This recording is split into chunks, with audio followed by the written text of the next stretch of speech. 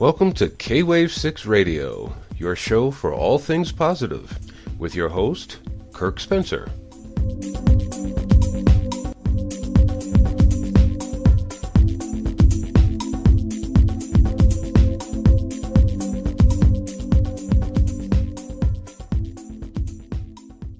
Hello and welcome to K-Wave 6 Radio. This is Kirk Spencer, your host. Today we're doing a show about proactive or from protest to proactive. Okay, we're actually going for what I really want to go for the show, which is proactive. But my guest today, which I'll introduce in just a moment, it was actually a conversation between he and I, probably several months ago, if not last year, where we were talking about, in our lifetime, we remember back in the 60s that there were always protest songs.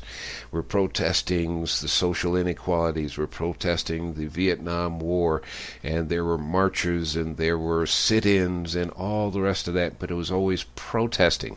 And unfortunately, they didn't have the desired effect. They had some effect, and some of it was positive. But it seems like we're going through that same stage once again in our present lifetime with Occupy Wall Street, Occupy whatever city and whatever institution that you want. And all it does, seems to do, is bring out the police and in their riot gear and pepper spray and handcuff and beat and everything else. And it seems like the government has learned more about we don't want you protesting than we have about we should go out and protest. It's not bringing about the desired effect. So, how...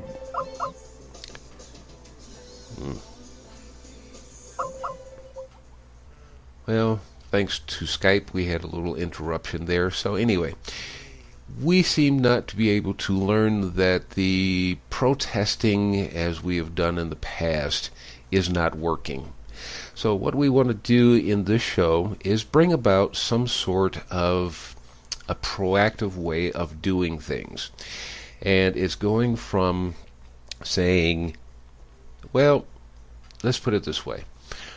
The common catchphrase these days is, wake up, can't you see what's going on? And unfortunately, just saying to somebody, wake up, and they do wake up and go, yeah, God, look at all this crap that's going on in the world. And what are we doing about it? And there's generally no answer. Or, let's go out and protest. Unless you want to get pepper sprayed, beat, and handcuffed, I don't think that would be a good idea. So, here's another thought. If you're thinking that you as an individual cannot get something done, then here's a nice little catchphrase for you to remember.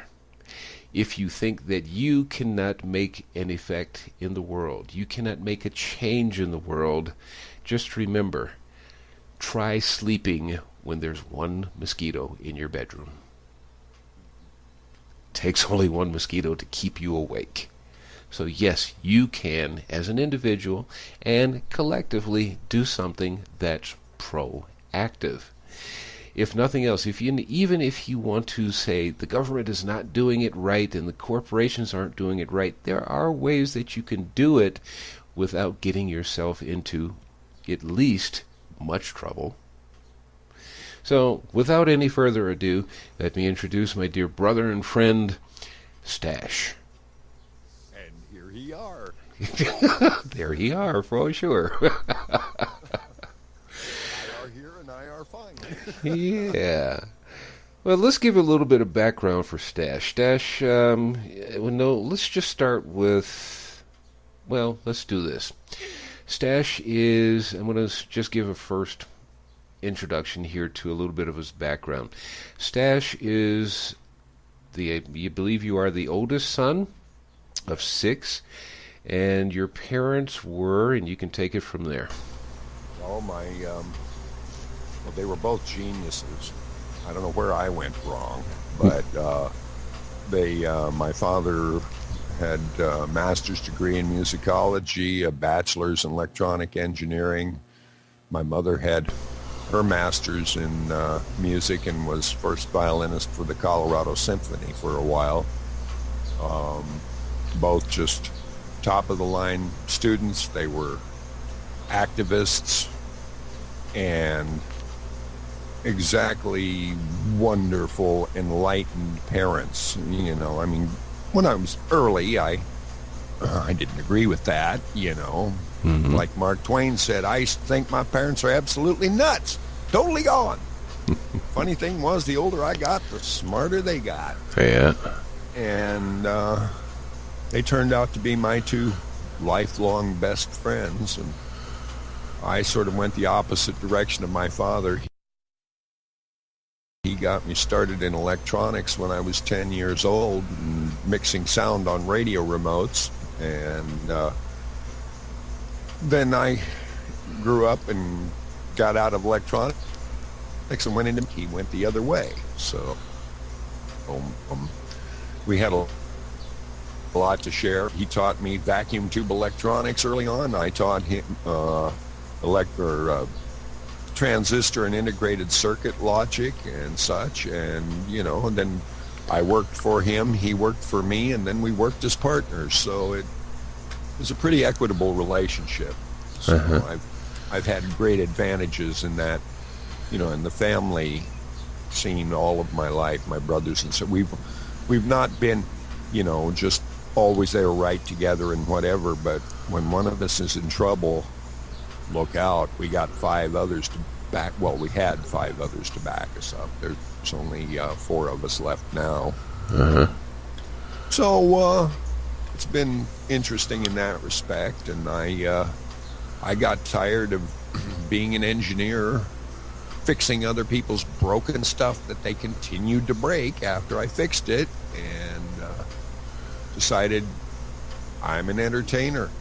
Well, before you go there, let's just, because you skipped over a part, I just wanted to cruise over real quick. You were also in the United States Navy for a while.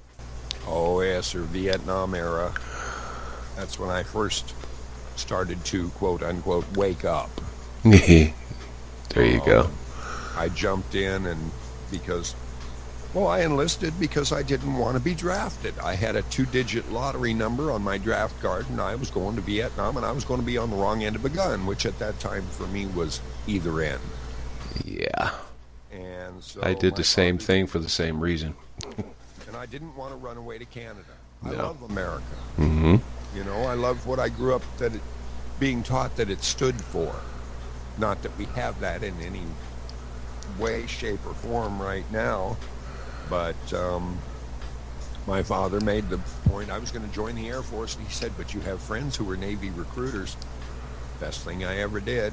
In that sense, I went and got a massive electronics education from them, which helped me after I got out. I went to work as a field engineer for a computer company.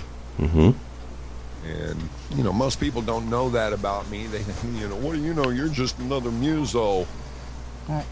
Yeah, right. So I grew up, I read an awful lot, a whole lot, all my life. That was one of the things my parents were sticklers about, you know, go read a book. Yep. Turn off the TV and go read a book. And one of the things I learned from said books was from a gentleman named Robert Heinlein, who wrote a book called Time Enough for Love. And there was a quote in there. They had quotes from Lazarus Long, who was 2,400 years old when the book supposedly was written 2,400 years in the future. And his ancestors were trying to collect his wisdom from all that time. And one of his quotes said, a human being should be able to change a diaper, plan an invasion, butcher a hog, con a ship, design a building, write a sonnet, balance accounts, build a wall, set a bone, comfort the dying, take orders, give orders, cooperate, act alone, solve equations, analyze a new problem, pitch manure, program a computer, cook a tasty meal, fight efficiently, and die gallantly. Because specialization is for insects. Indeed. And I took that to heart, and I decided I was going to do whatever I felt I wanted to do, and generally set myself to it and did it well. But one of those things was learning something new every day. Yeah. Let me ask you real quick before you continue on. There's something that I want to bring to the audience in what you just got through saying. I want to do anything I want to do. Now, for some people, that may just go a little bit too far. So, in common law, how would you put that? That my right to do whatever I believe I want to do ends at the tip of your nose. I can do whatever I want to do as long as I don't interfere with your rights. I don't steal your property or deface it, destroy it. I don't defraud you in a valid contract. You know, and I respect your right to be who you are and do what you want to do with your life. Mm-hmm. And that's the bottom line. Now, Stash, I wasn't going to bring this up, but it just brought me into this line. First of all, let me say what I was going to introduce him as. He's also an ordained minister. And in this vein, would you say what you just got through saying is actually a very good definition of what we should understand is the one word, love? Oh, of course. Honoring and respecting everyone else for their being alive, being a person, being a human being. We're all members of one race. I'm sorry, it's the human race. Yes. And we try and divide ourselves up: black, white, yellow, green, purple, left, right, Republican, Democrat, Muslim, Christian, Jew. It's all irrelevant. Mm-hmm. It really is irrelevant. We are citizens of Earth. We are one race, the human race. And that's what we have to get back to realizing. And when we do harm to each other and the planet, then we're hurting ourselves. Indeed. Because we are all one entity on this little planet, this little rock in the middle of nowhere. Yeah, floating around a star. It's a beautiful rock. Yeah. But not if we keep going the way we are, because there's so many people that, well, I say, in my belief, 90% of the world's problems are caused by greed. Mm-hmm. And this is the one big thing we get out of Nike, is that we don't need to compete. There's more than enough to go around for everybody. Buckminster Fuller, in the book Critical Path, did a study. He studied all of the resources of the planet. I mean, he went country to country through atlases and everything, and decided how many resources there are on the planet. And he said if you divided them up evenly among every person on this planet, we'd all be multi-millionaires. Mm-hmm. But the reason that there's scarcity is because of the greed of a few people who, I want it all. Yep. And what's mine is mine, and what's yours is mine. And that's the bottom line. So get used to it. Well, no, that's not the way it works. Nope. So there's something that you and I have been sharing recently, and for those of you who may not even have heard of this program, it's called Da Vinci's Demons. It's one of those that you can find on, well, as far as I know, if you can find it on satellite TV, or you can actually download it. But one of the lines that I keep hearing through Da Vinci, and it's pretty much a line that you used to hear or read about, I should say, from a great deal of, I'll say, our forefathers, those who came before us. is that they studied nature. They wanted to know how nature acts. And one of the things that even the Native Americans, or the indigenous people of the United States, which we can normally call the American Indians, they'll tell you, you only take what you need. The rest you leave because somebody else needs that as well. So you take what you need. That way there is always an abundance for whenever you need more. If you may need more of a particular medicinal herb, you don't go around chopping down trees and digging up everything. There is stuff.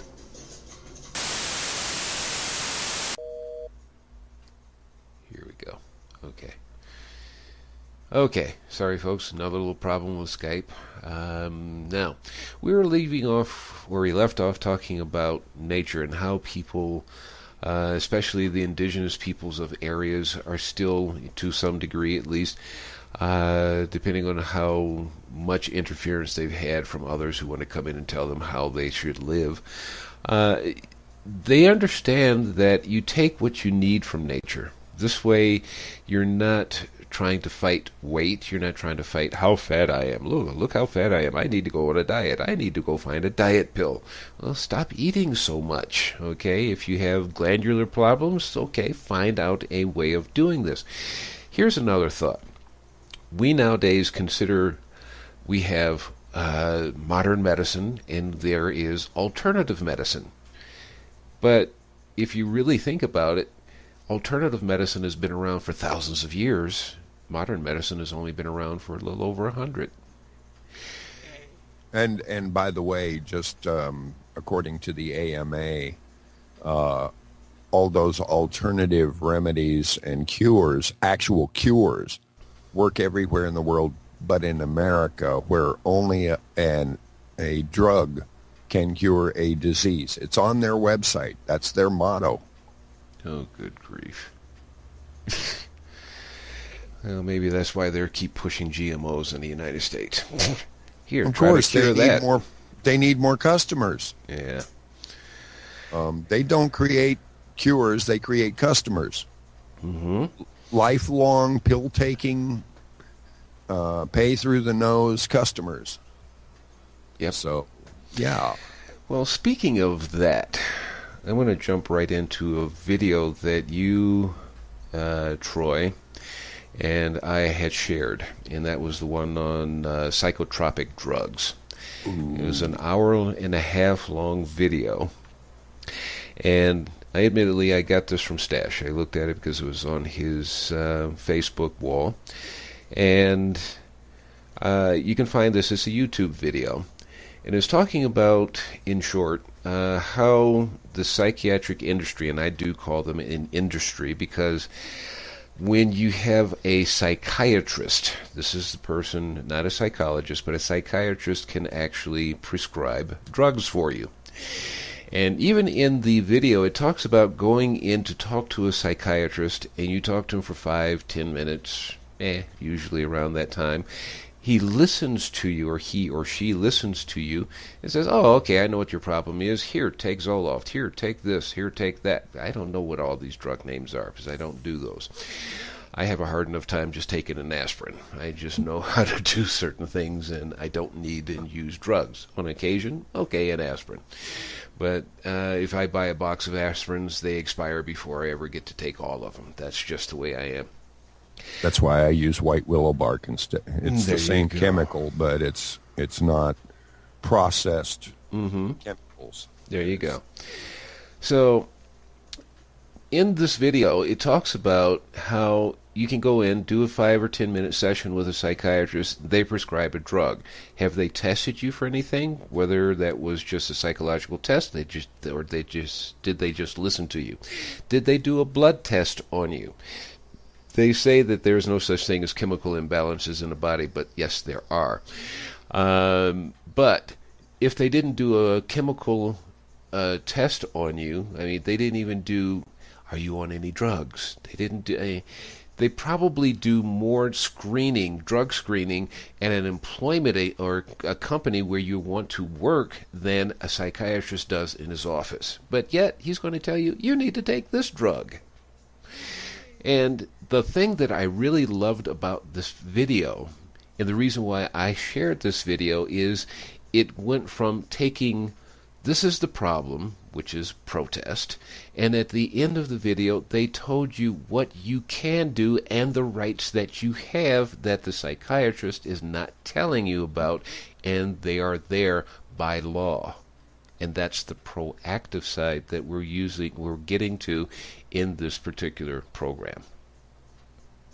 Exactly. The pharmaceutical industry and doctors and whatever are like the law. Ignorance is no excuse. Mm-hmm. They'll tell you that. But they are not legally or duty bound to tell you the truth or where to find the truth. You have to go out and find it on your own.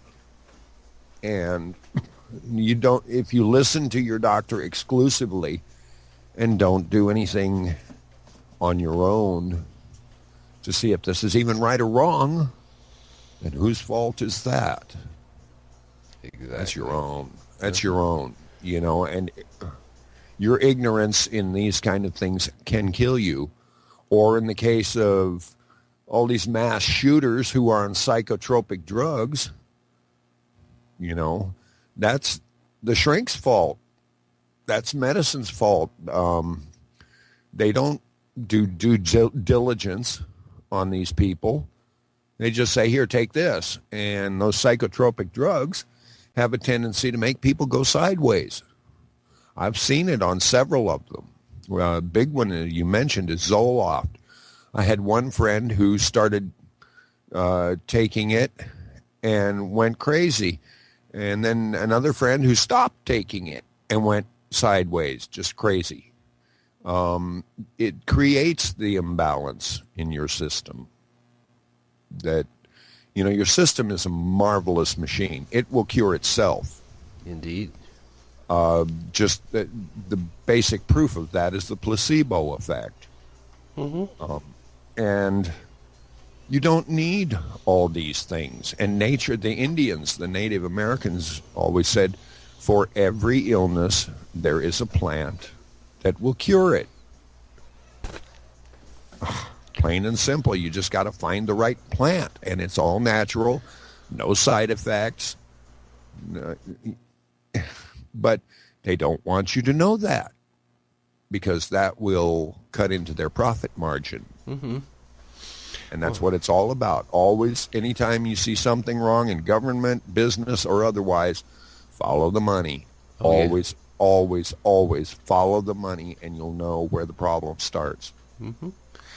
This is something I used to wonder about, especially in the age that you and I grew up in, because for those who don't know, Stash and I are only 3 years apart in age, so we have many experiences, even though we lived in different parts of the country. We went to different schools together. Yeah, there you go. But back in the 50s, one of those movies that was very popular, it was more like a documentary type of a movie. Well, it is a movie. I wouldn't call it a documentary, because a documentary would actually mean that it should be telling the truth. The movie I'm speaking about is Reefer Madness. And you can still find that on YouTube if you want to see something that's totally crazy and actually laughable, especially when you know the truth.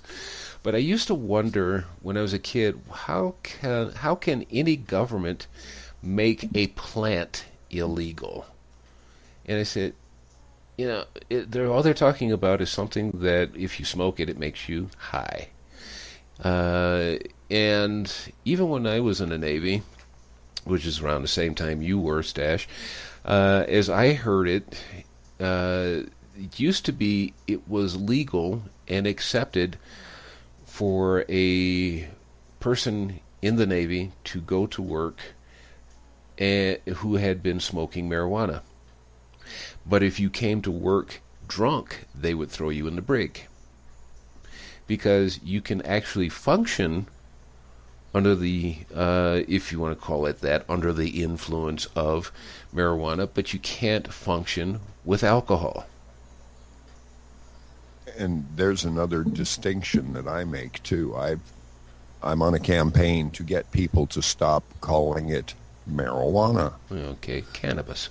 That was the demon name given to it back in the 30s when William Randolph Hearst, who had paper interests, and DuPont, who came up with nylon and Dacron and Orlon, wanted it gone because it was too much competition. Again, following the money, it costs less to process hemp, and you can make some of the finest linens in the world. You can make canvas, you can make construction products, you can do all this stuff with it, and it's still cheaper than producing synthetic fibers, or it's not as destructive as cutting down forests for paper. I mean, our own Constitution was written on hemp paper. And before the big adventure, there was an article in Popular Science that came out, the next century's billion-dollar crop was hemp. They were all proponents of it until the government says you can't do that. Yep. So now there is a huge proactive movement to educate people and bring out all these uses. I mean, I would rather see 4 acres of hended that can 6 weeks, 6 to 8 weeks, you can have huge plants, as opposed to a 4 acres section of forest that you cut down and takes 40 years to grow back. Well, on top of that, it's not only using the products of hemp, which is usually the stems and the stalk, for making paper and for making clothes and, as you said, any number of things. You can also take the leaves, not just to smoke, people, but you can take the leaves, and the process basically is boiling the leaves to eventually bringing it down to a point where you have oils. And if you don't want to smoke, you don't want to consume the leaves, you take the oil. 1 drop of this oil once or twice a day will actually cure cancer. Not just... Actually, that's not hemp. Well, it is the actual cannabis. Yeah, cannabis, I'm sorry. The combination of the THC and the CBDs, tetrahydrocannabinol and cannabidiols. Mostly now they're finding that the CBDs are the more beneficial, but they all work in concert. Yeah. But hemp, you could smoke an acre of hemp, and all you'd get is a headache. Yeah. They used to talk about Oklahoma dirtweed. It grows wild in the gullies of the plains, but you'll never get high off of it. But the seeds provide such... I mean, they omega-3s, omega-6s, they're one of the highest content in the vegetable world. I think there's only a couple that have more. And with the leaves, you can take hemp leaves and just throw them through a juicer and get all kinds of vitamins and minerals and never get high. But they don't want you to know that because Big Agra, these industrial farmers who are doing all these GMO crops and, animals that are terrorized and raised in totally inhumane conditions, they want you to buy that. Yep. Here's your pink slime burger. Yeah. Well, that just kind of brings me to ag-gag laws, but before I go there, the one thing I always asked was, why do they make a plant, hemp or cannabis, whatever you want to call it, or the two differences, why do they make these things illegal, but they don't do that for hemlock, which, if you consume it, it will kill you? There's no law against consuming hemlock. I suppose they think that you're smart enough not to take hemlock, but we don't want you to be that smart to use weed or a plant, let's say plant, let's not say weed, a plant that it can actually cure you, not just, what's the word I want to use here, help you accept your illness. Cover the symptoms. Yeah. Our whole society has been about that. We never go to the root of the problem. We're always busy treating the symptoms. You know, there's a problem with drugs in this country. People take drugs. We don't go and find out what causes them to take these drugs and try and fix that. You know, a sick society, poverty, all of the ills that modern society has brought upon us. We don't treat those. We treat the symptoms. Mm-hmm. And that is ineffective because you still have the disease. Mm-hmm. So this is part of being proactive, is actually going to the root cause of the problem and fixing that. Then you might stand a chance. I mean, they tried to fight, you know, the people taking drugs by doing a war on drugs. And what do we get? Deaths and more drugs. They tried to do a war on poverty. What do we get? More poverty. Yeah. The more you fight something, the more it stays the same. The more you change it, the more it stays the same. You have to stop doing that and do something different. You can't change that to make it functional because it's inherently flawed. Yeah, there's two posters that came up that, yeah, when you said that, just made me laugh because I like this one. 42 years after the war on drugs, and we still haven't won over the plant. And the other one is the war on drugs and the war on terror has brought us more than what was there when we started the war. So maybe we should start a war on riches. Then maybe we all can be rich. Or a war on peace. Yeah. You know, it's like they say fighting for peace is like having sex for celibacy. Yeah. Or virginity. Yeah, it doesn't work that way. Sorry. Oops. Yeah. Exactly. So anyway, one of the biggest aids that I've seen so far to being proactive is the internet, because there is so much real good information. Yeah, there's a lot of crap out there on the net, a lot of disinformation, but there is a whole lot of really good information that is getting out faster than they can squash it.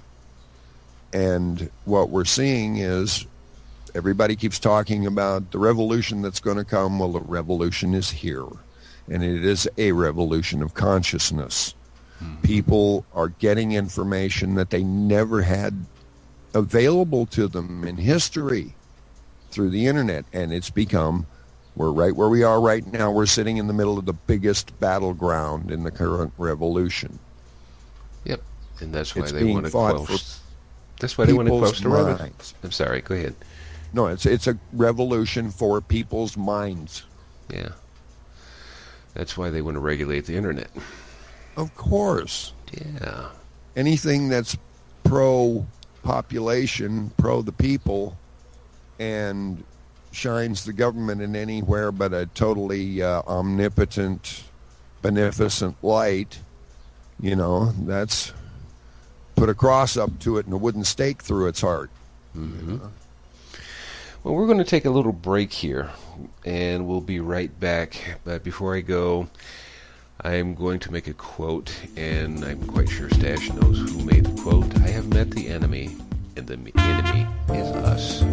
With that, we'll be back in just a few minutes, Hi, or this just is a Pat moment, Cameron. I'm and the we'll author continue of Love with Stories Changes You, Book ag 1. laws And this is how they treat K-Wave animals, 6 but they Radio. don't want you to know, and the laws that are actually circulating around the United States. Stay with us. We'll be right back. Hi there, this is Chad C. Meek, writer and executive producer of the epic UFO thriller Giant Rock the Movie. Even if you haven't been abducted by E.T., you need to listen to the K-Wave 6 Radio Network to get the latest of the odd, the unusual, or more importantly, the fun. See you at the movies.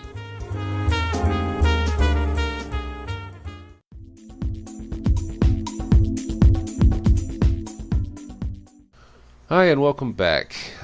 We are here with my guest today, which is Stash, and where we left off was talking about I have met the enemy, and the enemy is us. And we're going to get into talking about ag-gag in a moment, but I just wanted to see if Stash wanted to make any comment on that quotation. Yeah, I've been racking my brain trying to remember who made that quote, but I've heard it so many times. Mm-hmm. So, remind me, please. Well, if I remember, I'll be sure to tell you. I'm lousy with names anyway, and that's the problem, but the name isn't that important in my life. You know, if you go back to that movie with what's his name? Not Robert De Niro, the other one. Scent of a Woman. And when he goes to his brother-in-law's house and his nephew keeps asking, how come you can't remember her name? Because it's not important. That's the reason I don't remember names. The name isn't going to get me anywhere, but the quotation can actually make a difference in my life. So that's the reason why I remember quotations. And who wrote it? I don't remember. But anyhow, getting back to doing this, and the reason why I made that quote, in case you haven't figured it out, is just that we are, as we said at the beginning of the show, we're talking about doing a protest here. We do a protest there, and all it does is get us arrested, gets us beaten up, gets us pepper sprayed, you name it. It doesn't seem to do the required results. So it's finding that we are our own worst enemies. So how do we actually fight that? Well, one of the biggest problems that I know that especially Western society is used to, especially in our day and age, and Stash and I and our parents, they all saw it, we saw it, and to a certain degree, even you, the listener, can see this. We're so used to having things now. I need the results now. I want to send a message now. We have a cell phone, we have text, we have email, and all of that is available on your cell phone or your computer, whatever. There is no such thing nowadays as writing a letter to someone and waiting for a response a week or two later. Everything is now. I want it now. So we want results now. Okay, the results you're getting, and I hate to beat this into the ground, is you're getting handcuffed, you're getting beaten up, and you're getting thrown in jail with handcuffs, or somebody else is beating you, or somebody else is infiltrating whatever you're thinking about doing and going, well, let's do it this way, and you think it's a good idea, and it doesn't lead you where you want it to be. Some things do still take time. Not everything in life is immediate. You can plant a seed today, but it's not going to bear a tree or even that plant that you want tomorrow. It takes time. And this is part of the things that makes us our own worst enemies. But getting back to talking about ag-gag laws, because we left off at that, and ag-gag laws is what Stash was talking about just a little while before the break. Ag-gag laws, and one of the worst and one of the oldest ag-gag laws that I have read, now I could be wrong, but is, I believe it is the state of Kansas. And they're all coming up and saying that if you get yourself hired by one of the farm factories where they raise livestock, doesn't matter which animal, and you're in there to make a recording, whether it is a video recording, an audio recording, or even taking notes about what's going on in this place, and you publicize it, the law has been now written in that state and several other states actually now, that if you publicize anything that you found how they're mistreating the animals that you're eating, you can be arrested and prosecuted in a court of law. Mm-hmm. They just duplicated that with fracking, too. Oh, good grief. it is now illegal to publicize what chemicals they're using to frack. This was just passed a couple of days ago. My goodness. And we know it poisons the water systems. Yeah. We know what it does. I've seen numerous videos on people lighting their kitchen sink faucet on fire. Yep. Water's coming out and gas is burning from the faucet. Mm-hmm. And you look at the water, and some of it is like Cloudy mud. dirt. Yeah. Clear as mud. Mm-hmm. Literally. Literally, yes. Now, here's the killing thing about fracking. Now, if people don't believe how bad it is, not only just for a consumer, how about just living in the area, even if you just buy bottled water? Okay? If you live in Oklahoma, which is one of the biggest states for fracking, you want to know how dangerous it is? Right now it's not really dangerous, but go to usgs.gov and look at earthquake reports. Every day there is a minor earthquake in the state of Oklahoma. Now the question is are there any faults in that area? Good question. No, there aren't. Thank God. There aren't any faults in the area. They're saying that there's a possibility of a small minor one that has not been active in thousands or millions of years, but the fracking is what's causing all of these earth tremors and earthquakes, even though they are minor, in Oklahoma. And if you don't know anything about fracking, it is pumping chemicals into the ground to expand the rocks to get the gas out of the ground, and they're using all sorts of toxic chemicals to get it out of the ground. And that's where Stash is talking about lighting up your water as it's coming out of the faucet. Or, because a lot of people in that area, they use well water. But also with the fracking ground, expanding the ground, and this liquid's got to go somewhere, somehow. So if it rises and it falls, it's causing small earthquakes. Now, if there is a major earthquake anywhere in that area, what do you think is going to happen to the ground? You ever heard of the word liquefaction? There's a song about that. Shake, rattle, and roll. Yeah. Yep.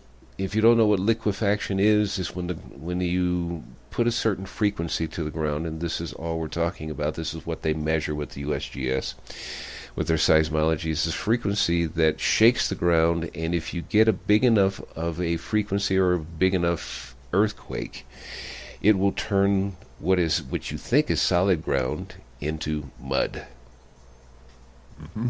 And if you're heavy enough, you're going to sink into it. Well, hey, all you got to do is put water and dirt in one of those ultrasonic cleaners and stir it up, and it will just totally blend the dirt and the water. Yep. Only you're doing it on a state-sized scale. And that's scary. Big time. Not only that, it's been put out in things I've read that the oil that's created is basically, yes, it's a great lubricant. It's Mother Earth's lubricant. Mm-hmm. It keeps things from grinding and sliding, grinding up and making things more violent. When the Earth's crust, which is constantly moving, shifts, it gives it something nice and soft to slide on, kind of slippery, so it doesn't just grind the earth to bits. Mm-hmm.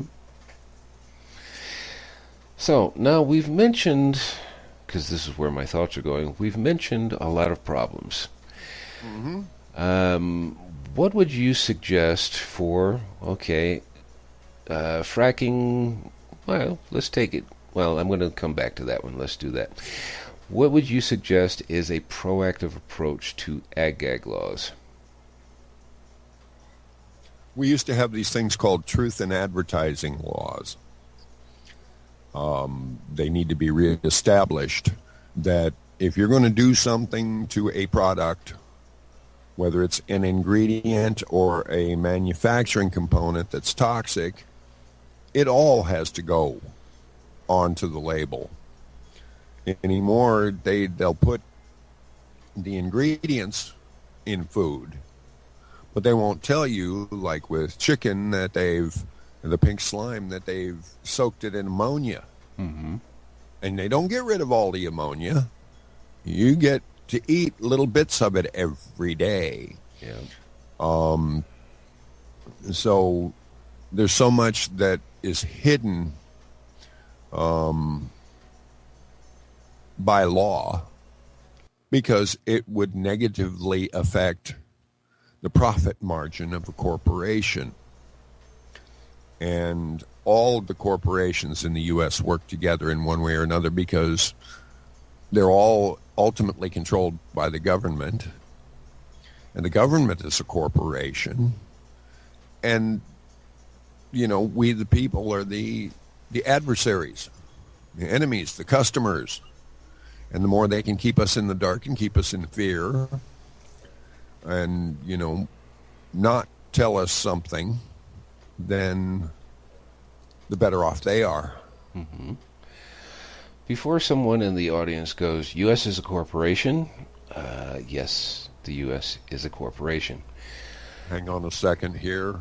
That would be under the U.S. Section 28, or Article 28, Section 3002, definitions.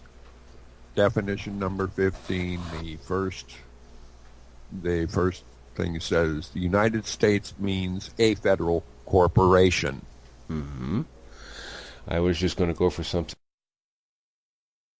simpler, because if you go to any town, city, if you find the city sign, you will always see incorporated and the year. Mm-hmm. Why do you need to incorporate a city? Because it's a business. Yes. And if you get hurt or damaged by anything in that city, the city has insurance. You think they're just going to pay that out of their tax funds? No. No. Of course not. Yeah. And then, of course, they, have all these wonderful hidden accounts. They tell you about a budget. Well, that's what they're willing to spend. Mm-hmm. That's not what they actually have. There is, every year, every corporation in the country, including the federal corporation, the counties, the cities, and everything, are required to file a comprehensive annual financial report. They call them CAFRs. And you can go on the internet and go to your city and, go to Google and Google CAFR, or Comprehensive Annual Financial Report, for your city. And that will tell you how much the city is bringing in revenues, parking meters, parking tickets, Speeding tickets, zoning fees, filing fees, property taxes. They have billions of dollars around the country. And this includes the federal government. They've got trillions hidden. And it's not part of the budget, because that's just what they're telling you they've got to spend, they're willing to spend. That's not what they're actually making. I think it was something like the government is pulling in $50 to $60 billion a year, the federal government, or a day. No, wait a minute, it's a month. Sorry. $50 billion a month in revenues from fees and such. You're not going to hear about that unless you go looking. And again, we come back to the internet. that information is out there now. Mm-hmm. And if you want to go looking for it, you can find it. Where before you had to go to City Hall and wrangle with an accountant there, a bean counter, to say, I want to see your comprehensive annual financial report. And if you don't believe their businesses, go to Dun and Bradstreet. Every corporation in America has a DUNS number. Mm-hmm. And that includes the U.S. Supreme Court, the every one of the alphabet agencies is its own corporation. Mm-hmm. Every state, every county, every city, municipality, they're all businesses. Here's something for naysayers, because I know that there's always going to be someone out there that goes, yeah, that's not true, that's not true. There's something the stash oftentimes says it, I've said it, and it's go prove it for yourself.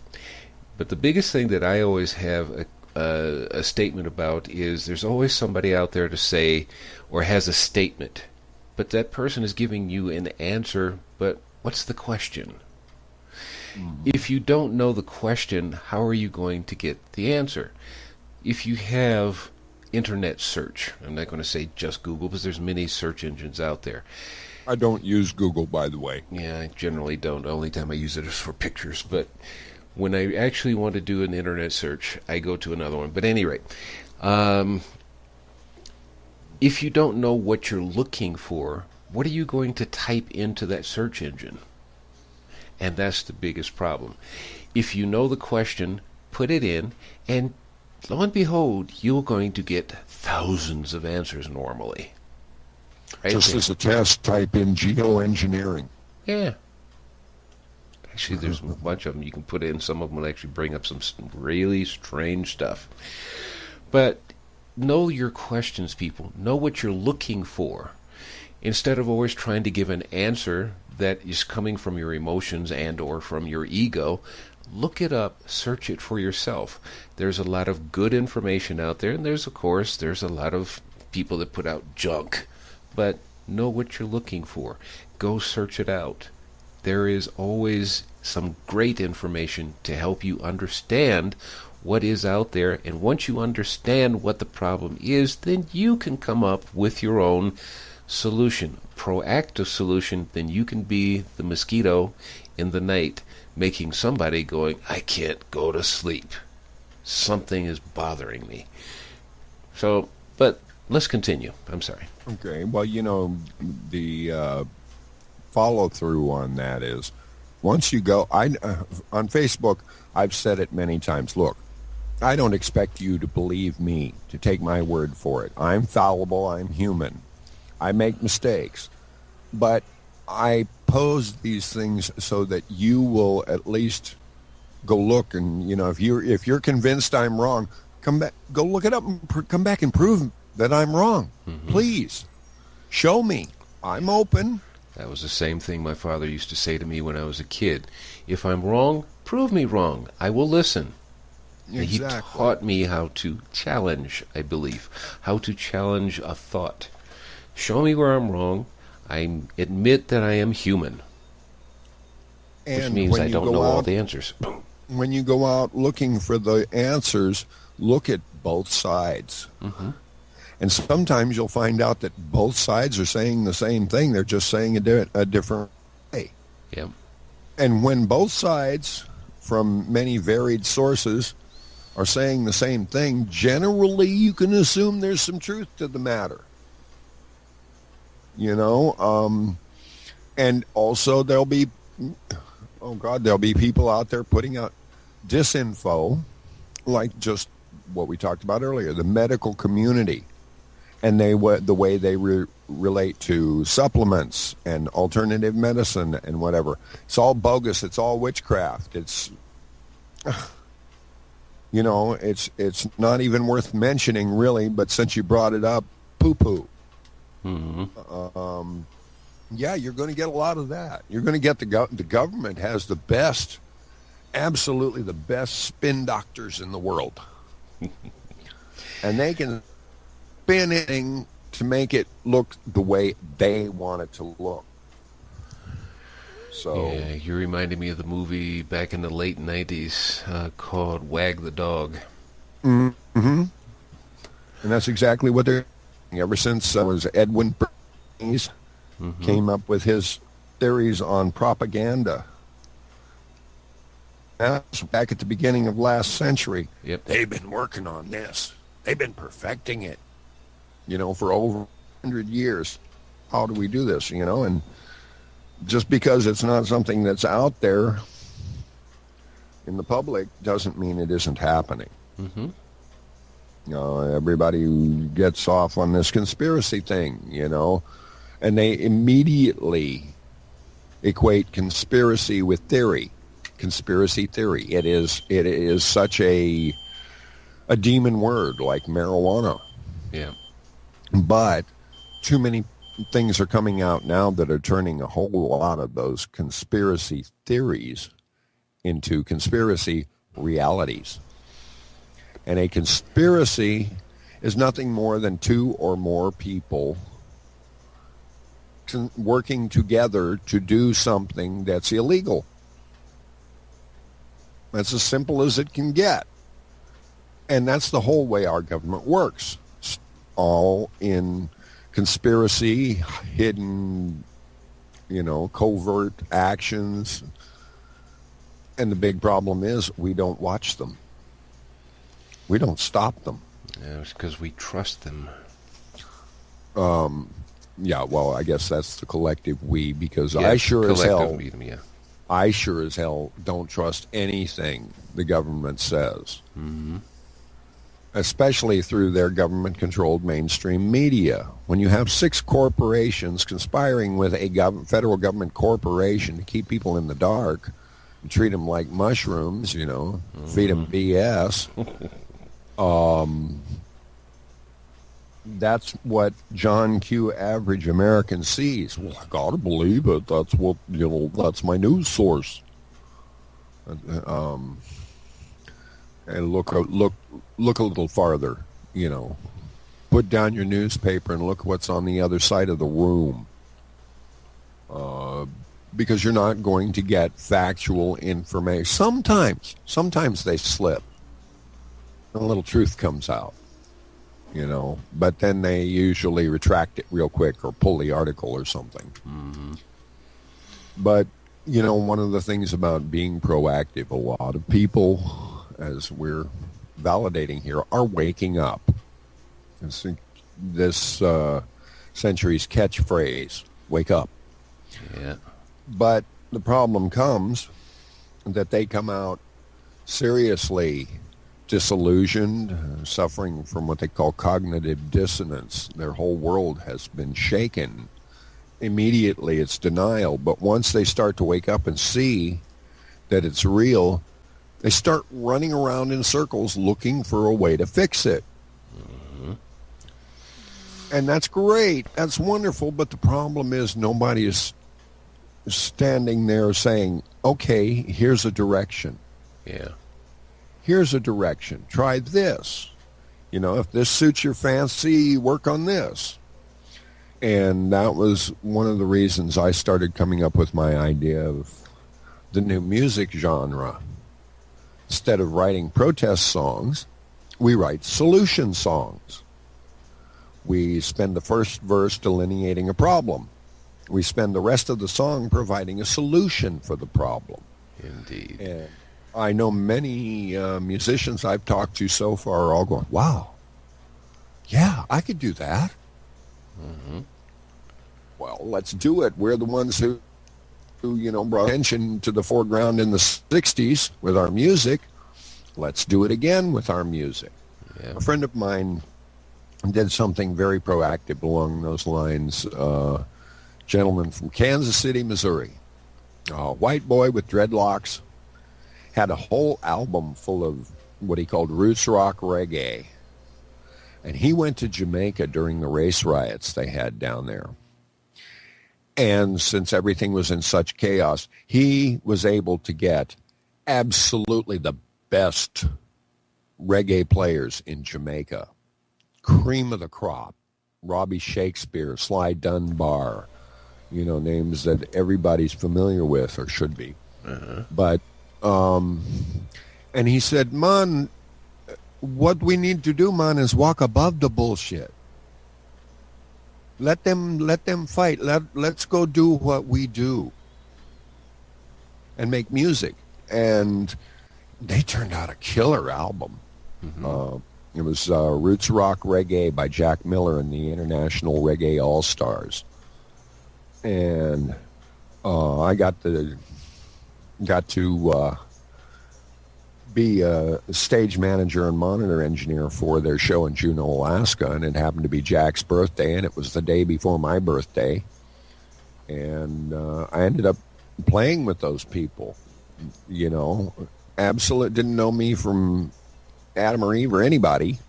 And somebody said, yeah, well, you know, Stash plays harmonica. And they brought me up to play.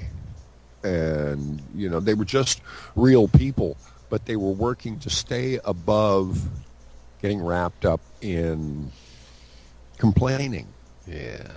They were more into fixing things and being productive, proactive, moving forward, growing.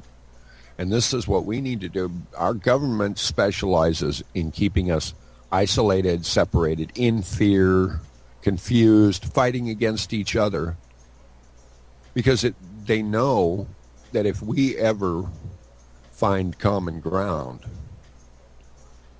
there would be major lynching parties. Yeah. Well, with that in thought in mind, we're going to take a little break. We're at the top of the hour. We have another hour to go. And when we come back, we're going to talk about staying above it all and how to be proactive. So stay with us, and we'll be right back.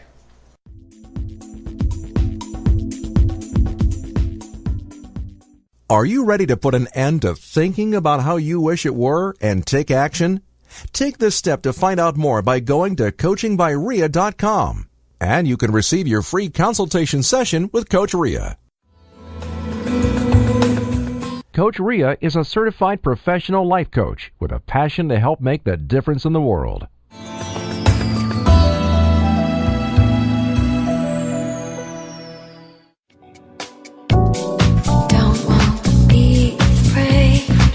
Do you need a website or a webmaster for your business or hobby, a wordsmith for a research project, or for a script, an article, or even a language translator? Do you need an audio or visual project created or edited? Contact K-Wave 6 Productions at www.kwave6productions.tk for all of your website, writing, and audio and visual needs. Our rates are competitive and our services are excellent. That's K-Wave 6 Productions at www.kwave6productions.tk or email us at info@kwave6productions.tk.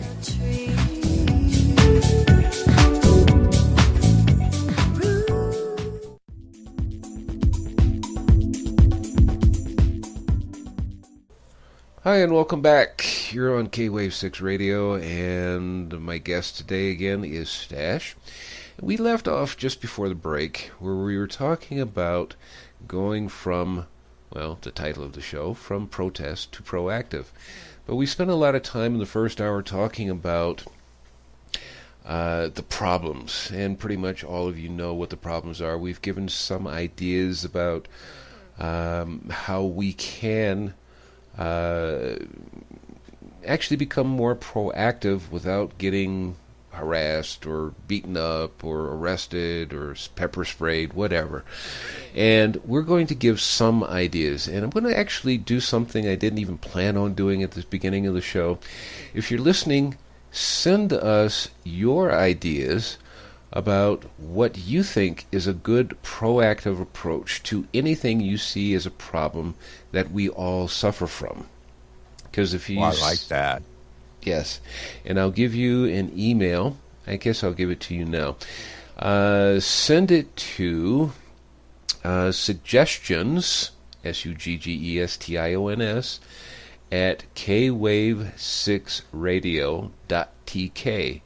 And again, suggestions at kwave6radio.tk. Okay, we'd like to hear from you because we'll address this on another show. It would be good to hear what your suggestions are for society, not individual things. We can that we'll leave for individual help on other times. But let us know. What do you think? But in the meantime, we're going to give some suggestions that we think, whether it be he and I, Stash and I, collectively or individual thoughts.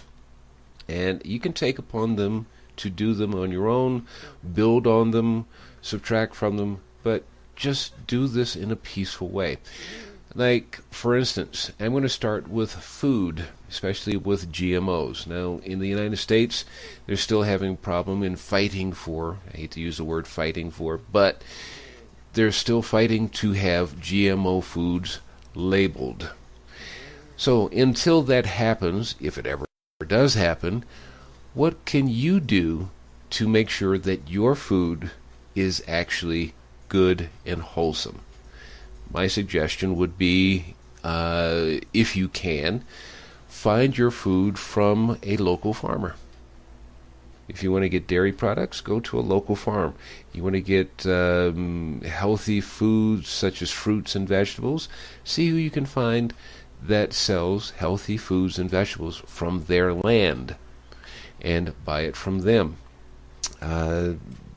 There's probably other ways of doing it. If you're going to places like these healthy markets, I won't give a name, but if you want to go to places like those, you still have to read the packages, because one of those big supermarket chains that sells healthy organic foods has actually given way to selling GMO products. So you're still going to have to be a package reader. Stash, what do you have? Always read the labels. Always read the labels. There was a young lady on the net, and they call her. She calls herself Hope Girl, and she started this little project called Fix the World, and the Fix the World organization. And she started collecting suggestions from people all over the world. What do you see? What should we do? How can we fix it? And they got some amazing ideas in the door. Again, they're too simple and too logical, so they'll never work, not with our current social structure, you know.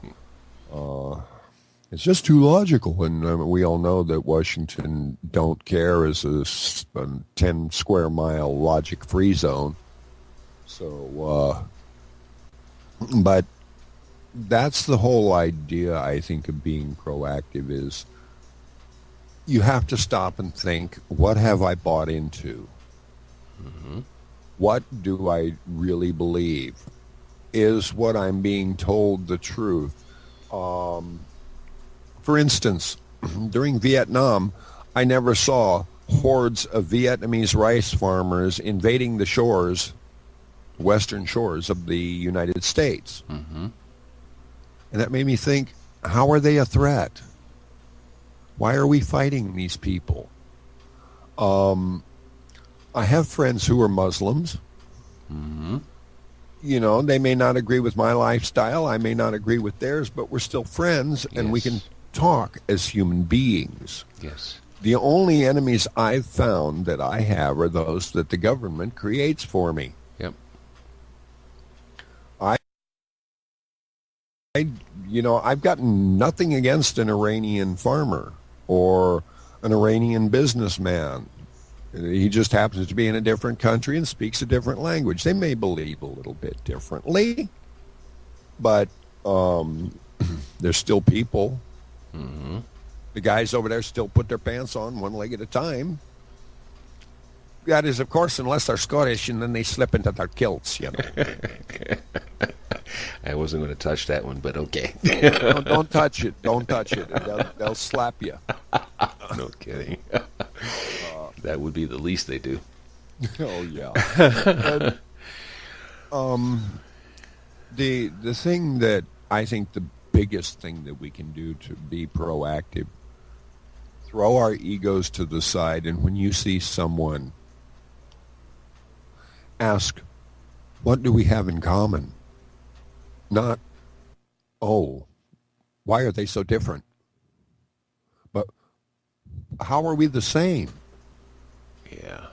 It is, it is to our best interests, not our government's, but to our best interest to find our commonalities, because we all live together in this country.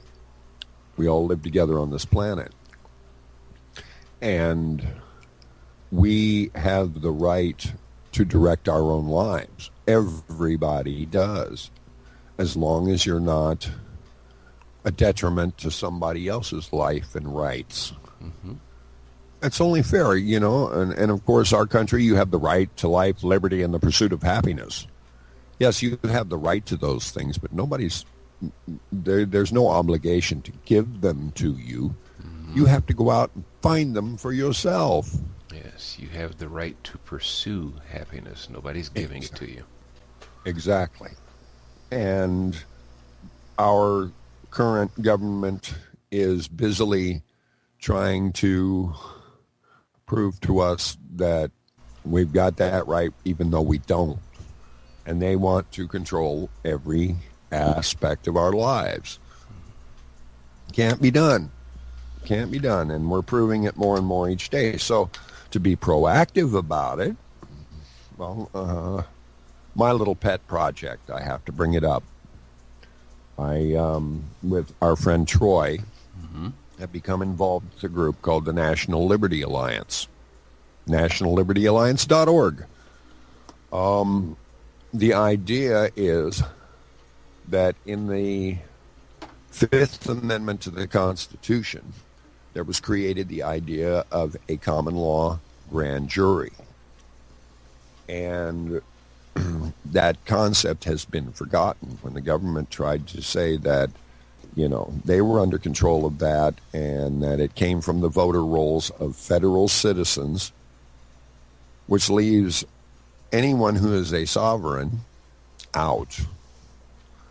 And so our job is to reconstitute the common law grand jury in all 3,142 counties of the United States, where there are basically 4 administrators, manning the offices and taking complaints from the citizens about corrupt police officers, corrupt judges, corrupt prosecutors, corrupt city council people, corrupt county commissioners, corrupt governors, corrupt Supreme Court judges.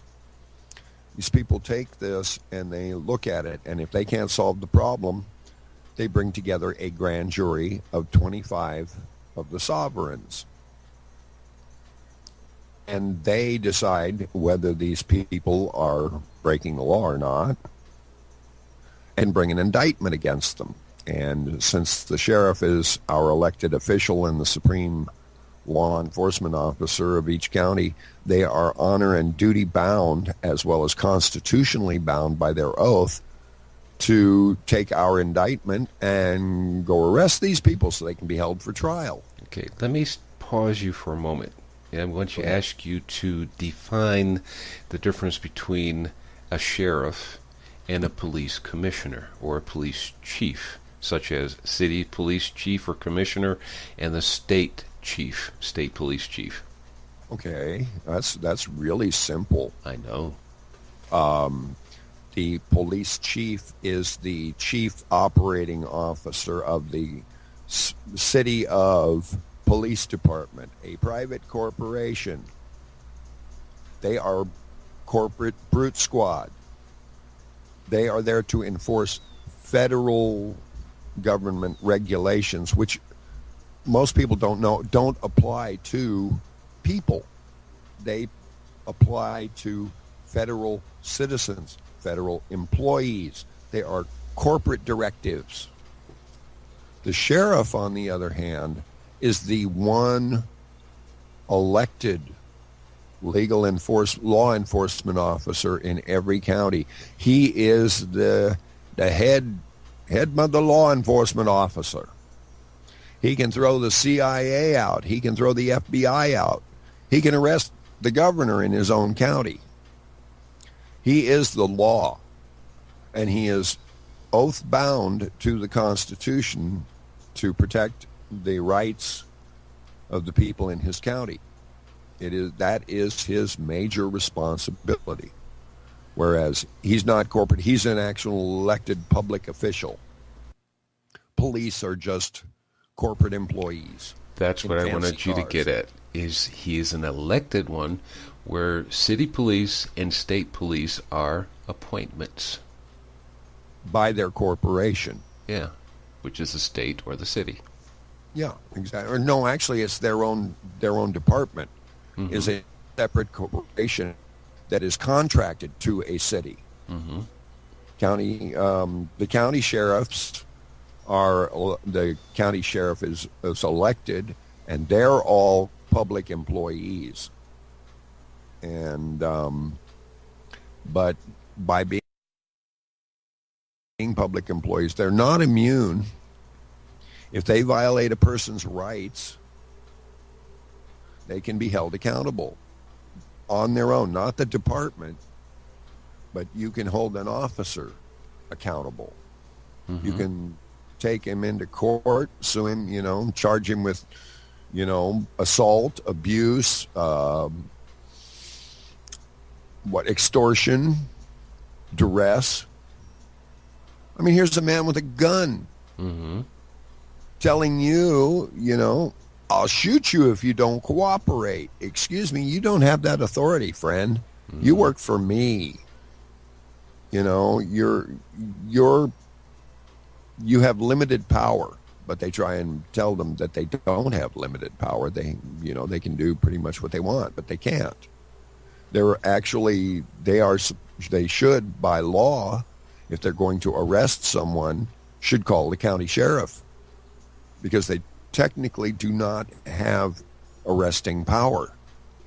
They don't even have the right to stop you on the road unless there is probable cause that you are caught, in a crime, a law crime, not a legalese crime. There's those two different animals there too. But they, traffic infractions are corporate rules, and the state turns your car into a corporate vehicle when you register it, and they take control. They have title. They are the holder of record of title, and they can say, okay, you have to follow our rules on how to use our car, but yet under that contract there's no compensation. You don't get if it's their car, they should pay for the maintenance, they should pay for the fuel, they should pay you to drive it, which is another distinction. If you're driving a federal car, driving is defined as someone making a living or gaining profit from over-the-road trade, commerce. Your family car going for a picnic, you are not driving. You're traveling from one place to another, which is a constitutionally guaranteed right. And by the Constitution and the U.S. codes, a right cannot, a person's exercising of a right cannot be turned into a crime unless there's an injured party. And when they pull you over, you say, is there an injured party, officer? What's the nature of your investigation? Is there an emergency, officer? Well, no. Well, then why are your lights on? State code says that you can use them en route to an emergency situation. But if I'm not an emergency, if there's no emergency, why are your lights on? You're in violation of the law. Oh, and by the way, do you have a commercial driver's license? You're engaged in commerce on the road. 9 times out of 10, they can't say anything, either one. So they're twice in violation just for pulling you over. Yeah. But the biggest thing I do want people to hear and understand is whenever you are approached by a police officer, you never yell at a guy with a gun and with an ego. You don't even talk to them. You ask them questions. What is the nature of your investigation? One of the biggest, most powerful phrases that any person can use is, I do not consent. Because in the very beginning of the Constitution, it is stipulated, government is formed the consent of the governed. Mm-hmm. And since they are dealing strictly in contract law, a speeding ticket is an invitation to contract with the court. I do to contract. And there is an article in the Commercial Code 1-308 which allows you to sign without giving up all your rights. Mm-hmm. You can look it up. It's on the net, UCC 1-308. Because if you don't take that precaution and make that claim, you immediately put contract with the court, and it's a legal binding contract, and you have to go to court, and you have to show up, and you're going to pay. There's no getting out of it. That's all courts are about. Admiralty courts are all contract resolution courts. They are not justice courts. Mm-hmm. And the judge on the bench is basically a bank. The judge is a banker, and he will rule as to what is best for the corporation, which would be his court, the city that or county or whatever that court is in. Mm-hmm. It is business. Yeah. It has nothing to do with your rights. It has nothing to do with the law, but it happens when you submit to their jurisdiction. Instead of claiming, I am a human, living, breathing person, I am not a fictional corporation, I do not consent to your jurisdiction, I consent to contract with you. This is a proactive solution. If you do not consent to their contract, they have nothing. And there are no laws that say you have to identify yourself to a police officer. There are no laws that say a traveler has to have a driver's license. Mm-hmm. A driver must. The state and the federal government can regulate interstate commerce and commerce over the road. That's their right as the states and the feds. It's in the Constitution for the feds with interstate commerce. It's to make sure everybody plays nice together. 50, but that is for commercial purposes. And 90% of the traffic on the road right now is people traveling from one place to another in own private. Oop, we seem to have lost Skype again. Okay, we're back. Yeah, Skype had a little problems with us again. But at any rate, you were saying, Stash, about 90% of the people on the road are travelers, not drivers. Correct. Traveling is not for business. Traveling is about your daily life. If I want to put my tools in my car, my private property, it's just a toaster, and use it to pay my tools to work. That's not a commercial venture. Mm-hmm. I'm not getting paid to drive. But, you know, and that, by the same token, I don't have passengers in my car. Mm-hmm. Because passenger is a commercial term for people who are paying to ride in your vehicle. I have guests. Mm-hmm. But they try everything they can to, you know, if they say, do you realize you were driving over the speed limit? I'm sorry, officer, what gave you the first clue that I was driving? Mm-hmm. I'm not, you know, I'm not even going to say I'm not. I don't do anything but questions to police officers. Mm-hmm. And if they give me any trouble at all, if I have to sign a ticket, I'm going to sign it with not only the UCC notification, but with 3 letters, TDC, threat, duress, and coercion. Yes, I feel threatened. There's a man outside my window threatening me with a gun if I don't conform. He's threatening me with arrest. Mm-hmm. And he's trying to convince me that I am required by law to enter into a contract that I don't consent to enter into. So, and if I don't, he's going to arrest me, which without my consent is basically kidnapping. And I can have his house, his car, his kids, you know. This is the thing about common law. Unless there is an injured party, there is no crime. Yeah. And they are trying to tell you that you're, you know, doing criminal acts for something that is a corporate regulation, not relevant to you as a free American sovereign citizen. Mm-hmm. But you have to claim it. Most people are afraid of the police. Yeah. Just because of the fact that they have a gun. Yeah. And a bad attitude. Yeah. Exactly. So that's got to get to be proactive.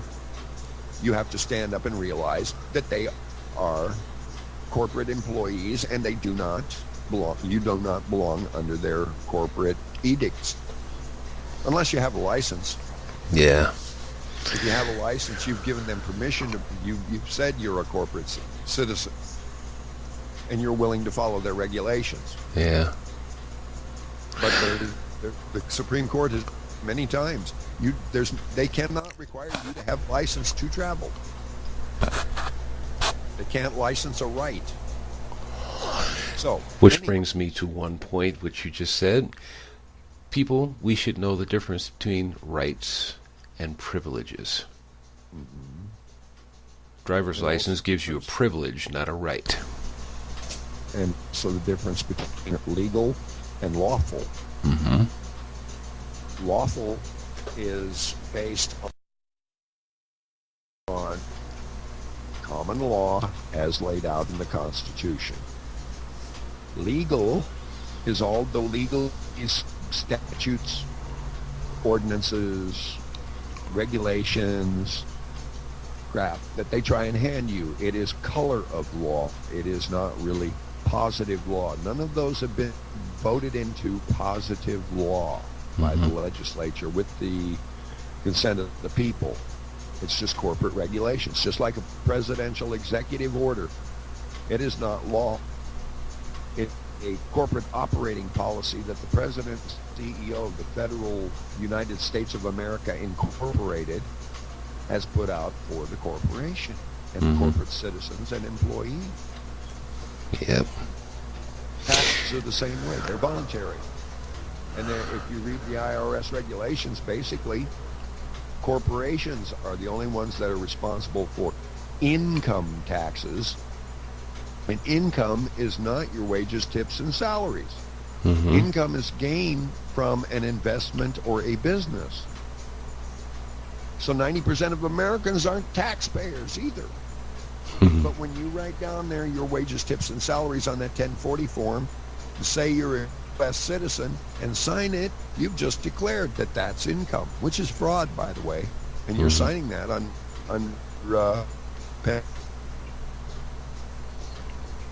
Yeah. So it's all Okay, hold on, Stash. I don't know if you can hear me. Crap again. I hear you. Okay. We had a little interruption there again from Skype in. Skype Stash left off when you sign. When you sign on that 1040 form and state that you are a citizen of the United States and that wages, tips, and salaries are indeed income, then it becomes so. And that's how they catch you. You can go back and read IRS brochures and everything, the tax forms, the booklets that go with them. And most of the IRS, heads of the IRS for the last few decades have said in the brochures, income tax is voluntary. And most people volunteer without even knowing that they don't have to. Yeah. So you know the IRS rules are really convoluted, just like every other thing. But it's up to you to educate yourself to know the truth, to go find out what the real story is. That's what I've been doing for the last 5 years. Yeah. Now, let's go from here to, there's this expression I used to hear, And I'm going to just kind of throw these out there. So, Stash, you can just attack them. You can answer them. You can answer them however you so choose. Yeah. There's an expression I learned back when I was a teenager, if not sooner, but I was just go with teenager because I used to use it for when I was driving. Okay, when I was traveling. And keep those phrases straight. There you go. You know, throwing out the wrong phrase can put you in somebody's jurisdiction that you don't want to be in. Exactly. But the phrase I used to use all the time was, especially when you had someone in front of you going much slower, and especially in the left lane, which is supposed to be the fast lane, I would always yell out, "Lead, follow, or get out of the way!" Not that they could hear me, but move it or park it. Yeah, basically. So it brought me to a point where even recently I was talking to who is now an ex-friend. She made a comment that I don't make any decisions by myself. In other words, I have to do it with other people. So we had this conversation. It was going, and I said, I'm beginning to wonder if you're a follower or an independent. And she goes, I'm a leader. And I said, really? And this was text messages, so I went up, copied it, and pasted it. And I said, you don't make any decisions by yourself. That's not a leader. So I said, are you a follower or an individual? And actually, the statement actually said it for itself. She's a follower because she has to have someone else's opinion before she makes any action. Where a leader or an individual says, I listen to what you got to say, but I'm still going to make my decision on what I do and how I do it. So, basically how I operated my last band was that I had a group of gentlemen who worked with me, very accomplished musicians, but it was my band, my business, and I invited them to work with me, and I said, I will take your creative input, any day, not on stage, but hey, I'll take your creative input, but when it comes right down to it, the final decision is mine. Yes. It's my business. And they all were good with that, and I during the time I had it, I never made any bad business decisions or bad decisions for them. They always got paid. They had fun. They worked for me. I made them a week. They did it because they it was a good thing to do, and it was going somewhere. Instead of just, garage band that rehearses for 15 years and never has a gig. Yeah. I was a businessman. I was motivated, directed. I was a leader. I am a leader. I always get put in those responsible positions. Sometimes I really object to them, but I don't want to leave. Yeah. I just sit back and do my job and not be responsible for anything or anybody. Leave me alone. No, you're going to be the boss today. Yeah. Oh. Well, Okay. I want to address some other issues here real quick, because we talked about GMOs and foods, and I gave a couple of suggestions on what to do about, okay, if you're unable to identify it and you really are careful about your diet, what you consume, what you put in your body, as you know that whatever you eat, that's what you are. In other words, if you eat unhealthy foods, that's what you're going to be. So what do we do about, I'm going to give 3 things here in particular, and I think I'm going to start from the bottom and I'll work my way up. What do we do about health care? Do we continue with modern health care? Do we go with alternative health care? It's not really all that expensive, and it definitely works better. Water. If you're drinking tap water, which is something I don't do, I don't care where I live, I don't drink tap water. Here in Mexico, actually, the people always said, don't drink the Mexican water. And the only reason why they say that is because it's only filtered. That's all it is. There isn't any chemicals put into it, so there's no chemicals killing the smaller organisms. But all this water is rainwater that gets filtered and then pumped to your house.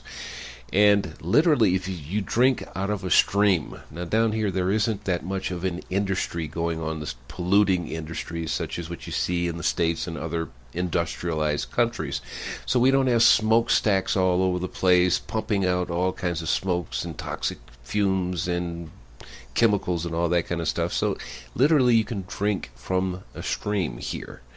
Now, and you got to worry about is chemtrails. Yeah. Pumping toxic chemicals into your land and streams. Yeah, well, they don't do that directly over here, but of course the chemtrails are getting up into the upper atmosphere, so it's literally traveling the Earth. Just like Fukushima, all that radiation got into the upper atmosphere, and literally within 1 month from taking it from, I think it was USGS, they actually have a clip out there showing that from March until April, the whole northern hemisphere was covered in this radiation and was already going into the southern hemisphere within 1 month. Okay, so being that we can't control the radiation that's out there and the chemtrails, okay, they're being dumped directly over the United States and a few other countries, or several other countries, fine. But drinking the water, this is what we have down here, but I still buy bottled water. Now, the last thing I want to actually get into, and if you can remember all three of these, Dash, but if not, I've got them here on a piece of paper. GMO, water, and? Well, healthcare. And the Koch brothers, K-O-C-H, for those who don't understand, K-O-C-H, German name Koch, not Koch.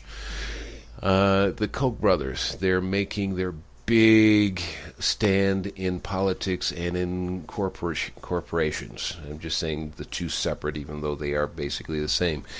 They're trying to guide the future of corporations and our country, and in essence, the world, with their business dealings.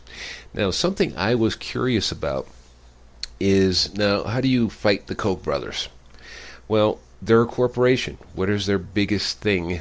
The two biggest things that corporations are looking for: money and power. Now, how do you fight somebody that has billions of dollars of income on at least a yearly basis? Go to KochBrothers.com and look at all the corporations that they own. And if you can do without their products, don't buy their products. That's one way. That's my suggestion. And with that, I'm going to leave it to Stash. Huh? That is the biggest tool we have, is our purchasing dollar. If you don't like what a corporation is doing, don't buy their stuff. They will, go out of business. That's what happens. Market turns against a corporation.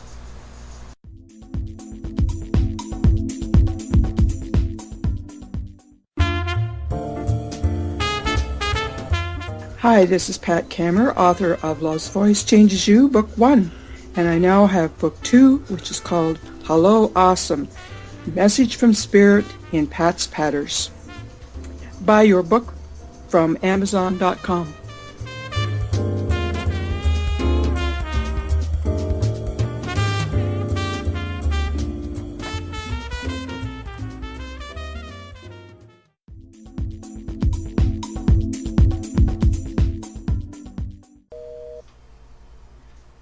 Okay, we're back, and hopefully that'll be our last interruption before the end of the show. And we just left off with Stash, who is going to give us his ideas on what we can do about healthcare, water, and the Koch brothers. Well, okay, we'll start with the last one first, because that's where we were going. One of the biggest things that people can do right now, besides not patronizing their industries, you hit them in the wallet. That's what they relate to most. But get on your representatives to repeal Citizens United. It does not take a constitutional amendment. It just takes them going in and saying, okay, we're repealing this law. Get the money out of politics. That's the best thing we can do. Give each candidate a certain amount, from the election funds, and make the media work within their budget where all of the candidates are covered. We used to have things in broadcasting called equal time provisions. And if you gave a candidate a spot for 30 seconds, then you had to give every one of his opponents that same 30 seconds. Well, now there were 7 candidates for the last presidential election. Most people didn't know there were more than 2. Yep. That is unacceptable. So you get the money out of politics. One of the quickest ways to do that is like with Insanto or the Koch brothers or any of those other. Just don't buy their stuff. Boycott. The American spending dollar is what they thrive on. Mm-hmm. Without it, they die. So that takes care of that. That's being proactive. That's doing something useful. It takes a little effort. It takes a little time. But it's, in the long run, worth it. No, there's no instant gratification. But you get the satisfaction knowing you're actually really doing something useful without having to really go out and put your life on the line or anything. Yeah. And just say no. And the nice thing about social media, it actually helps you, because you think about how many friends that you have on Facebook or Twitter or Instagram or Pinterest or all these other ones that are out there. You can tell all your friends, and like the Pantene commercial used to be years ago, you tell a friend and they tell a friend and they tell a friend, and pretty soon everybody in that circle knows, hey, they're screwing us, and this is how we can be proactive without getting into trouble with anybody. How are you going to get into trouble with anybody for not buying somebody's product? My favorite analogy, getting to the 100th monkey point, where it becomes common knowledge. And this is what we're getting close to these days with just about everything, is that 100th monkey point, where all of the evils are coming out. All of the wrongs, the injustices, the being stomped on, it's coming out in the open. Mm-hmm. People are seeing it, and they're rebelling against it, and not cooperating. Passive resistance. Mm-hmm. Don't consent. Don't do what they want you to do. Yep. Like Gandhi said way back when, if the followers don't follow, the leaders can't lead. Simple. There's one other thing I want to add to that real quick, and it happens to be a guy who made this quote who's originally from your neck of the woods. The fellow who wrote the book, which came into movies, is called Dune. Frank Herbert. Yeah. And his quote that I love to use is, beliefs can be manipulated. Knowledge is dangerous. And the other big tool that the government uses, and there was a perfect response for that in Dune, was the litany of fear. I shall not fear. Fear is the little mind killer that brings slow death. I'll face my fear, let it pass over and through me, and when it's gone, only I will remain. Exactly. Very well and said. that is what it is. False evidence appearing real. F-E-A-R. Yeah. It is not true. But you make it true by worrying about it. Mm-hmm. So stop it. Yes. I mean, the worst thing that can happen to you right now is you could die. Uh-huh. But everybody dies. Yep. When it's their time. So get used to the idea. One very empowering thing I learned a while back was to admit to myself, I'm going to die. One day, I'm going to die. Mm-hmm. I know for a fact. Nobody gets out alive. Indeed. So the best you can do is, remember, there's 2 stages of life. Number 1 is comfortable and dead. Number 2 is alive, at risk, taking chances, making a difference. You're going to risk failure, but by God, if you don't fail, you don't learn. True enough. So you have to go out and take a stand. Onto water. It is the most important thing we have. I mean, we can go days without food, but you can't go without water. Indeed. It should be protected with your life. The oceans, the rivers, the groundwater, anything that disrupts the cycle, chemtrails, all of it, putting poisons in the air. It comes down in the rain on our mountains, which washes into our watersheds, which washes into our land and our food and thing and everything negative. Our water supply needs to be, resisted with everything in your power. Mm-hmm. Now, as far as healthcare is concerned,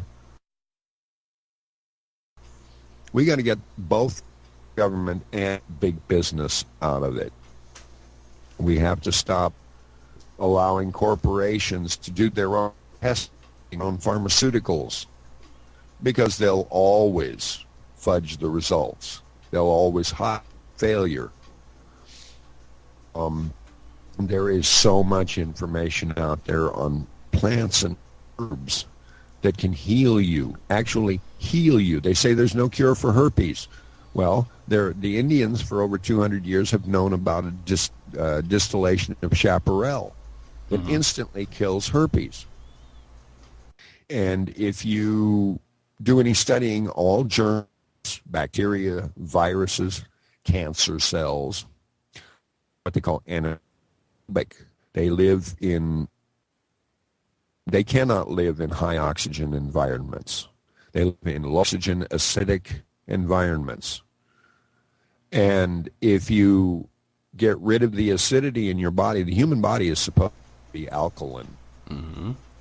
If you can turn yourself around with your diet, food is medicine. Mm-hmm. If you can turn your body around that way, it will automatically fight the things that are invading it. I've been on a regimen of hydrogen peroxide therapy, along with taking a liposomal vitamin C that I make. Mm-hmm. I was taught how to make. It's, simple mixing ascorbic acid and lecithin in an ultrasonic cleaner. It bonds the vitamin C into the lecithin and is absorbed better. Where if you take a vitamin pill, you might get 17% of the vitamin C that pill has. But if you take this liposomal vitamin C, they've recorded up to 97% absorption in the bloodstream. And you really can't take too much vitamin C. Of course, it has ill effects at the other end sometimes if you take too much. But it is all in what you eat and drink, what you put into your body. There is nothing more important than being conscious of what you put into your body. We live in an apartment, and all we have is a second floor balcony, but that's our farm. Uh-huh. We'll grow up the wall, we'll use the railing, we'll use the floor space, we'll use whatever's available in the way we'll hang things from the ceiling. Mm-hmm. We grow our own food. Grow gardens, not lawns. Grow your own food. Get what they call heritage seeds that not GMO. Mm-hmm. They've been around forever. They're pristine. And you regulate what goes into the soil to grow these things. Mm-hmm. From day one. Go out and buy a plant that's already started. It says organic, and they tell you how it was grown. You continue along the same lines. And it is absolutely delightful. The biggest change I saw, or difference I saw, was the difference between fresh, steamed baby spinach and canned spinach. Mm-hmm. They're two completely different animals in taste, texture, nutritional value. Anything processed has most of the nutritional value taken out of it. Oh, yeah. Well, the old saying now, well, it's a new saying, actually. If you want to be healthy, don't buy anything that has a commercial. Exactly. And, and people complain, organic food's more expensive. Well, a little bit, yeah. But once you start eating organic food, you actually eat less because it's more nutritious. Well, it's another way to look at that. And sorry for interrupting you, but we only have about 3 to 4 minutes to go. The other side of that is, yeah, it might be more expensive to buy and to consume it, but the alternative is you spend a lot more money going through health care. Indeed. And our healthcare system totally sucks. It is business driven. Yeah. It is not health driven. Right. And as long as business is in the market, corporations in this country are under a standing legal requirement that they grow and provide growth in profits for their shareholders. Mm-hmm. It is, everything else goes the way of the great white whale. As long as they're making profits, they have to make a profit. Let me give a closing thought, and you can close this with your own thoughts here, Stash.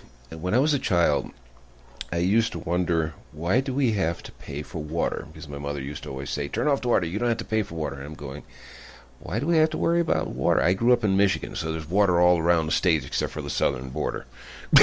So why do we have to pay for this? It rains. Why do we have to pay for this? Put out barrels and collect the water. And I know some states now are saying you can't do that, or some cities and counties. But regardless, why do we have to pay for it? And I used to comment, pretty soon we're going to have to buy air. Well, It's not actually so far-fetched when you consider, even the Native Americans says, if you had come to this country and lived as we taught you, you could still drink water out of every stream and every river. But we can't do that. Why? Because industry, which produces all those little creature comforts that you have become so accustomed to, has now polluted the air, has polluted the water. Now they have to take the water and they have to purify it just so you can drink it. So they pollute the air and the water to have your creature comforts. Now you have to pay somebody to purify the water that you consume. Well, I can sum up the reason we pay for water in one thing, 7-Eleven. Yeah. Convenience. There you go. It is all about charging people for a convenience. Mm-hmm. And not only charging them, but, raking them over the coals and bending them over and taking every last little thing they got just for the convenience. And also it puts us beholden to them, because what happens if the water stops? Yeah. Exactly.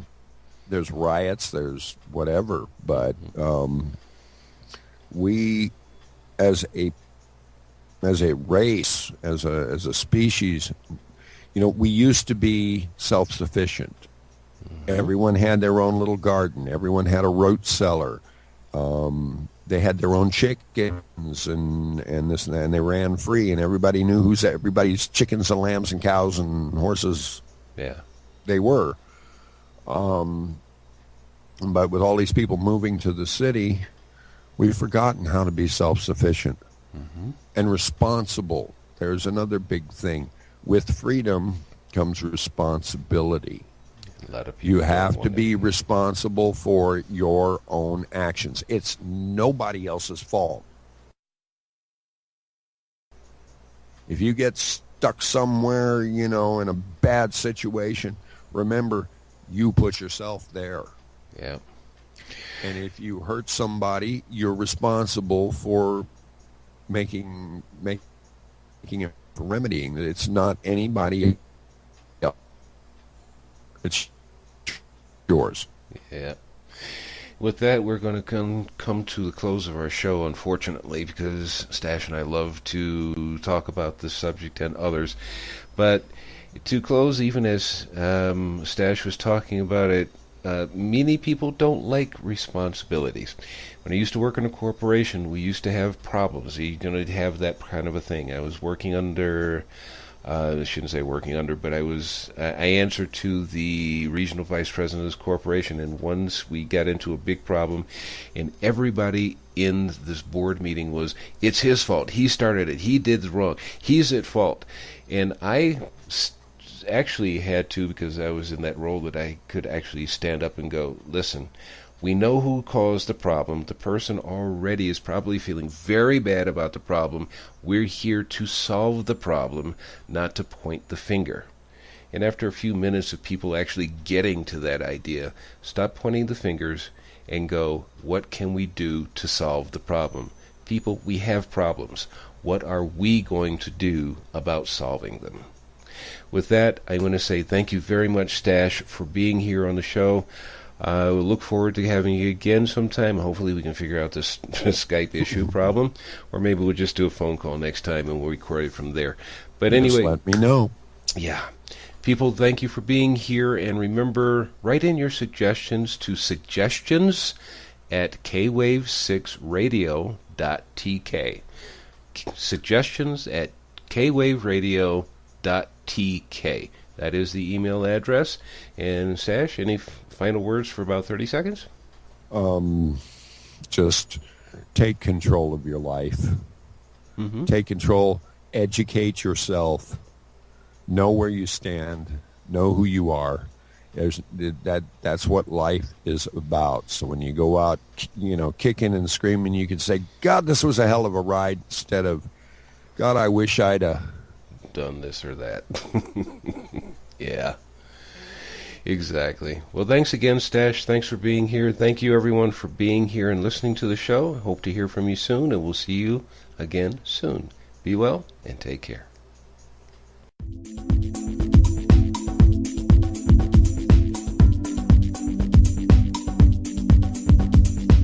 Thank you for being a part of our listening audience. Stay informed of what's happening at K-Wave 6 Radio at www.kwave6radio.tk. That's www.kwave6radio.tk. All the best for you and yours.